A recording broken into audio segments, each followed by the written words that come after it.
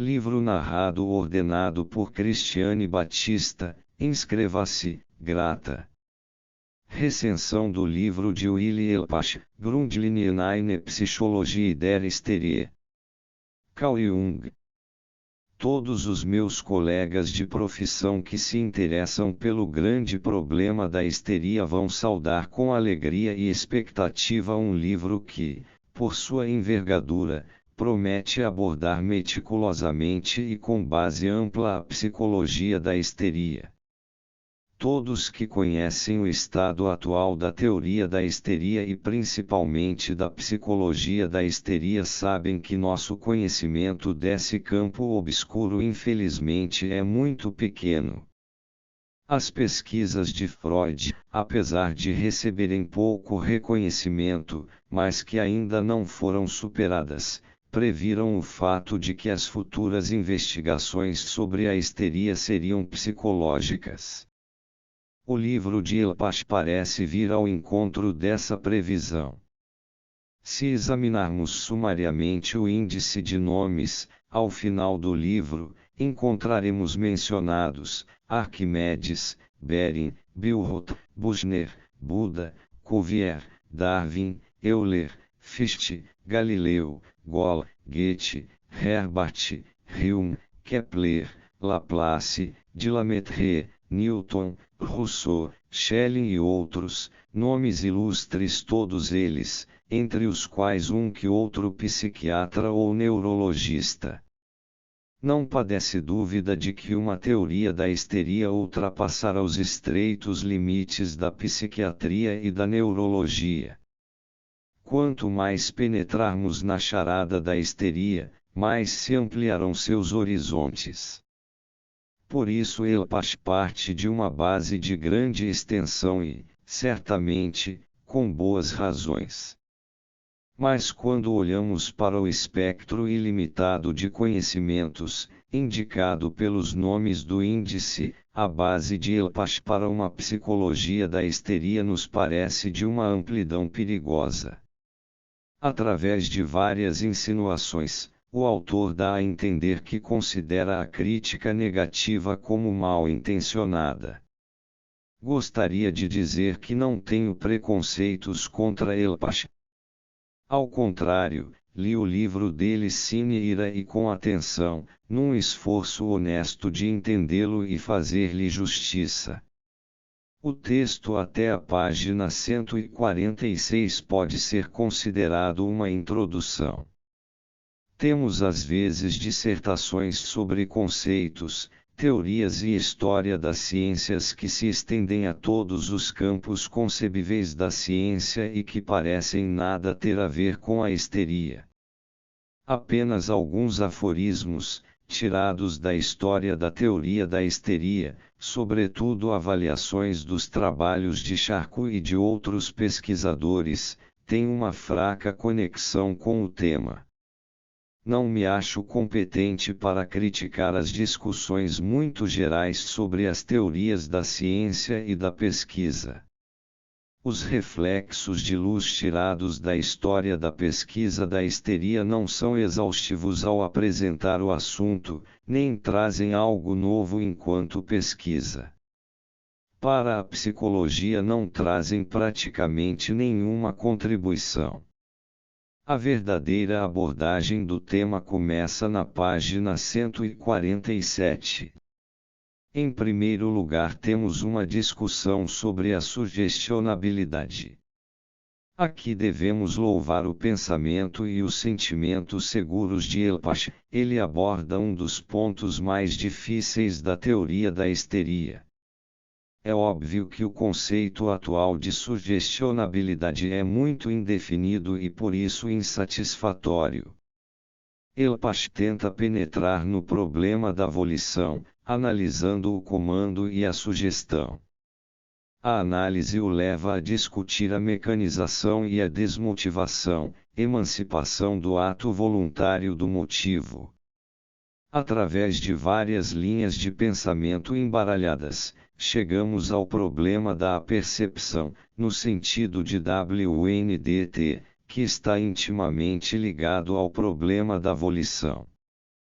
Elpash dá especial importância a uma das qualidades da percepção, isto é, a extinção da sensação.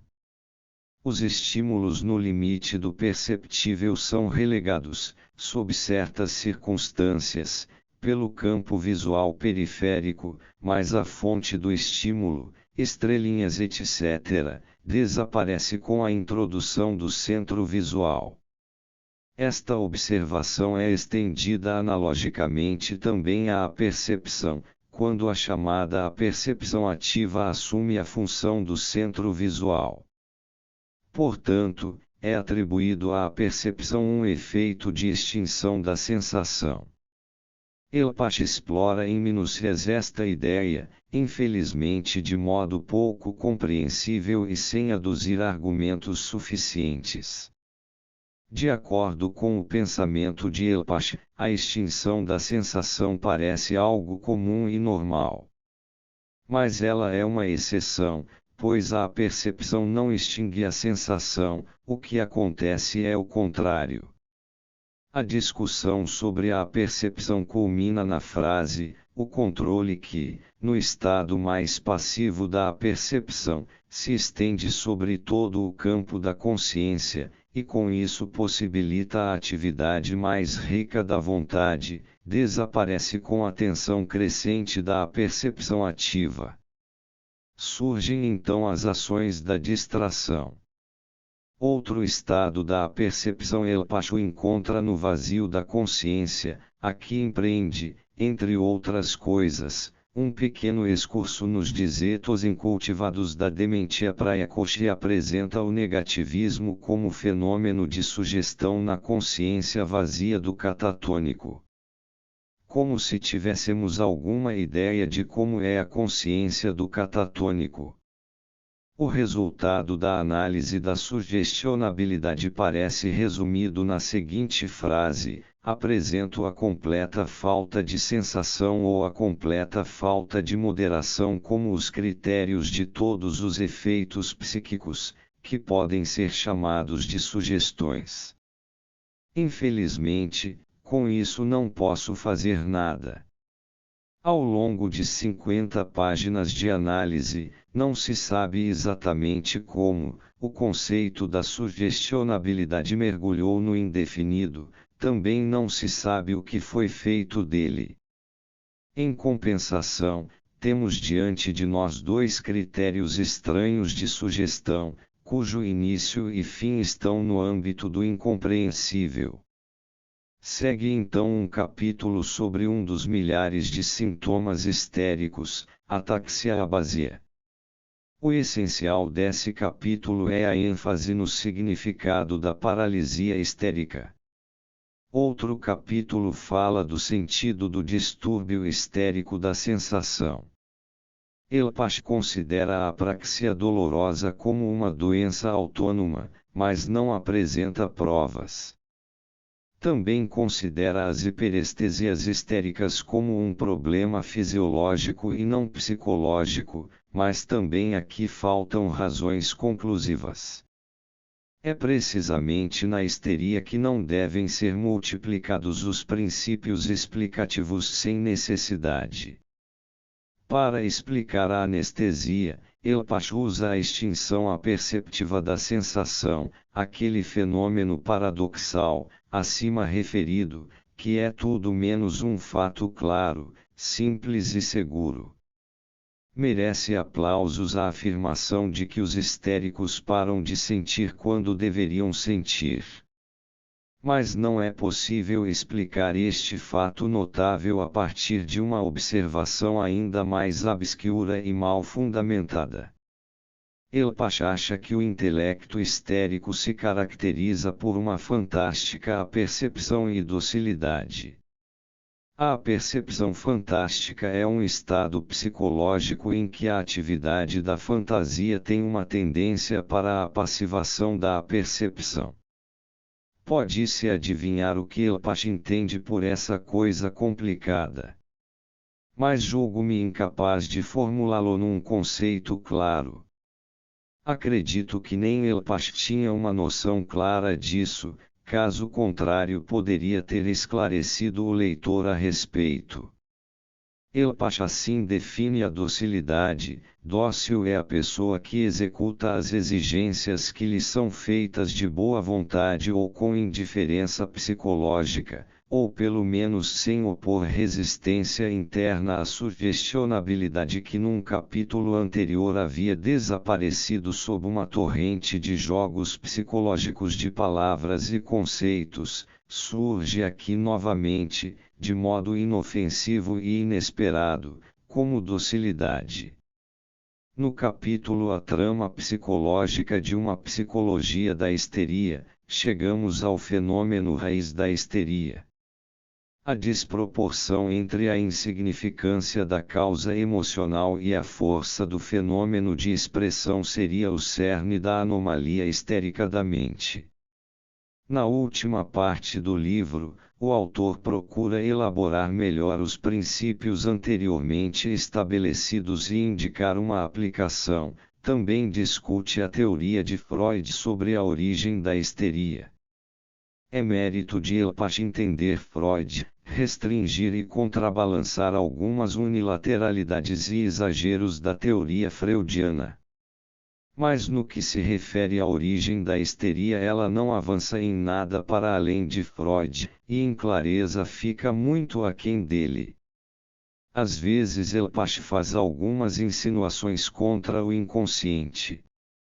Dispõe-se a explicar certos movimentos histéricos de expressão sem a hipótese do inconsciente. Esta tentativa merece ser lida no original, P401S. Para mim isto não parece ser claro nem convincente. Além do mais, os movimentos de expressão não são fenômenos inconscientes por excelência. A hipótese do inconsciente psicológico se apoia em fatos bem diferentes daqueles que Elpash aborda. Apesar disso, o autor emprega algumas vezes o conceito de inconsciente, provavelmente porque não conhece outro melhor para colocar em seu lugar. A tentativa de Elpash, nos últimos capítulos, de elucidar os aspectos sociológicos e históricos do problema da histeria merece elogios como tendência geral, mostra que o autor tem uma visão geral incomum, e até mesmo magnífica, de seu material. Infelizmente ele fica preso em todos os pontos aos conceitos mais genéricos e mais incertos. Por isso o resultado final do grande esforço é desproporcionalmente pequeno. O ganho psicológico se reduz ao anúncio de um grande propósito e a algumas observações e concepções inteligentes.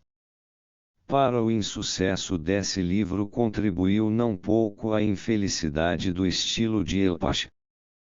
Quando o leitor entendeu finalmente uma frase ou uma questão e espera, em seguida, encontrar um desdobramento ou resposta, defronta-se sempre de novo com explanações de como o autor chegou a esta primeira formulação e tudo o que se pode ou poderia dizer sobre ela. Desse modo o pensamento progride aos solavancos, o que com o tempo se torna insuportavelmente cansativo. É surpreendente o número de excursos que o autor faz, além de indicar minuciosamente quantos outros ainda poderia ter feito. Por isso precisa dizer muitas vezes que está voltando ao tema. Em razão disso, o livro padece de uma opacidade peculiar que torna muito difícil qualquer orientação. Além do mais, o autor comete um grave pecado de omissão por não apresentar praticamente nenhum exemplo. Esta falta é especialmente séria quando se trata de fenômenos patológicos.